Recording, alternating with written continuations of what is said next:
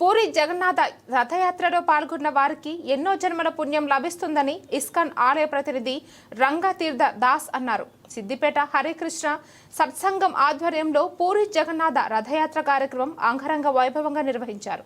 మోహినిపుర వెంకటేశ్వర దేవాలయం నుండి ప్రారంభమైన జగన్నాథ రథయాత్ర గాంధీ చౌక్, సుభాష్ రోడ్డు, బస్టాండ్, చమాన్ మీదుగా కొనసాగి తిరిగి వెంకటేశ్వర దేవాలయం వద్ద ముగిసింది.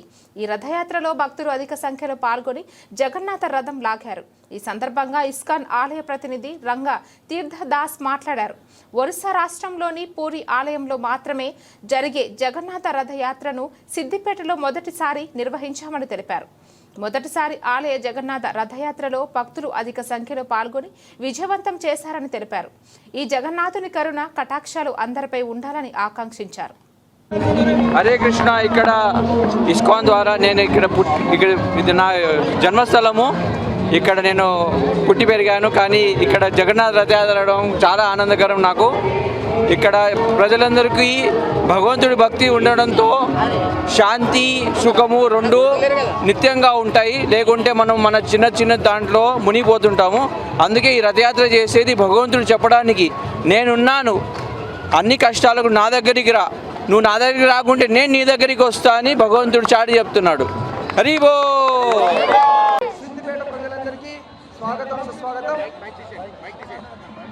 మేమందరము ఇస్కాన్ సంస్థాపకాచార్య జగద్గురు శ్రీల ప్రభుపాద యొక్క ఆధ్వర్యంలో ఇస్కాన్ సంస్థాపకాచార్య జగద్గురు శ్రీల ప్రభుపాద వారి ఆశీర్వాదంతో ఈరోజు సిద్దిపేటలో పూరి జగన్నాథ రథయాత్ర మహోత్సవము జరుపుకుంటున్నాము. ఎంతో కన్నుల విందుగా భక్తులందరూ వచ్చారు. స్వామివారు బ్రహ్మాండ పురాణంలో చెప్తున్నారు, రథేతు వామనం దృష్ట్యా పునర్జన్మన విద్యతే.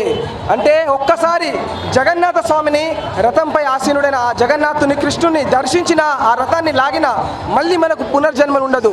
ఇంకా మన కష్టాలన్నీ కూడా తొలగిపోతాయి.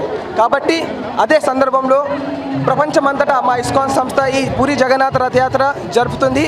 ఈరోజు సిద్దిపేటలో కూడా ఎంతో అంగరంగ వైభవంగా భక్తుల సహకార్యంతో, జగన్నాథుని ఆశీస్సులతో ఈ సిద్దిపేట పట్టణంలో జగన్నాథ రథయాత్ర కొనసాగుతుంది. దయచేసి ఈ రథయాత్రలో అందరూ పాల్గొనండి. భగవంతుని ఆశీర్వాదాలకు పాత్రులు కండి. హరే కృష్ణ.